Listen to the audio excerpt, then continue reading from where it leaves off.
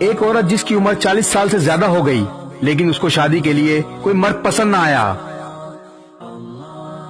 رشتے آنا بند ہو چکے تھے کیونکہ اس عمر میں اس سے کون شادی کرتا. گھر والے بھی اس سے تنگ آ چکے تھے. آخر کار خدا خدا کر کے ایک رشتہ آیا جس کی بیوی کچھ عرصے پہلے فوت ہو چکی تھی لیکن اس کی کوئی اولاد نہ تھی. وہ اولاد کا خواہش مند تھا اور اس کی عمر 50 سال کے لگ بھگ تھی. گھر والوں کی مرضی سے رشتہ طے پا گیا. شوہر نے بہت محبت دی. شروع کے دن اچھے گزرے. پھر شوہر کو اولاد نہ ہونے کا احساس ستانے لگا. دوست احباب پوچھتے, ہاں بھائی سناؤ, کب باپ بن رہے ہو؟ محلے والی عورتیں اس عورت سے سوال کرتی, کیا کوئی امید لگی؟ وہ دونوں جانتے تھے کہ اب اس عمر میں اولاد کا ہونا آسان نہیں, لیکن دونوں نے سر توڑ کوششیں شروع کر دیں. کبھی کسی ڈاکٹر کے پاس, کبھی کسی حکیموں کے پاس, تو کبھی کسی دربار جاتے رہے, لیکن کچھ حاصل نہ ہوا. جب کچھ نہ ہوا تو محلے کی عورتوں نے اس عورت کے کان بھرنا شروع کر دیے کہ تمہارے شوہر میں نقص ہے.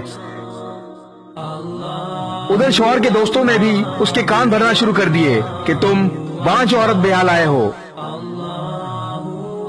غرض آئے دن دونوں کی لڑائی رہتی اور حالات علیحدگی تک جا پہنچے اور شوہر نے اس عورت کو طلاق دے دی. بیوی روتے پیٹتے میکے چلی گئی. کچھ دن ٹھیک گزرے, پھر بھائی بھابھیوں نے تانے دے دے کر اسے ذہنی مفلوج کر دیا. ان سب باتوں سے تنگ آ کر ایک دن اس سے دریا میں چھلانگ لگا کر خودکشی کر لی. ادھر شوہر کو دوست و احباب نے تانے دے دے کر ذہنی مفلوج کر دیا. تم نامرد ہو اس لیے تمہاری بیوی تمہیں چھوڑ کر چلی گئی. غرض یہ کہ لوگوں نے اس کا بھی جینا حرام کر دیا. اس نے بھی ایک دن زہر کھا لیا اور اپنی جان دے دی. یہ دنیا کسی حال میں جینے نہیں دیتی.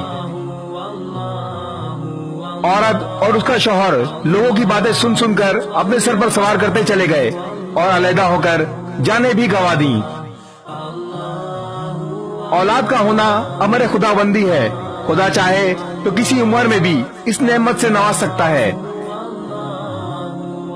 انسان کو چاہیے کہ اپنے دماغ سے سوچے, لوگوں کی باتوں پر کان نہ دھرے. آپ کے غلط الفاظ انسان کے دل پر وہ اثر کر جاتے ہیں جو کوئی تیر یا گولی بھی نہیں کر سکتی. اگر یہ بھی آپ سوچیں گے کہ زمانہ کیا سوچے گا, تو پھر زمانہ کیا سوچے گا. اس ویڈیو کو شیئر ضرور کریں. ہو سکتا ہے آپ کے ایک شیئر سے یہ بات کسی کے دل میں اتر جائے.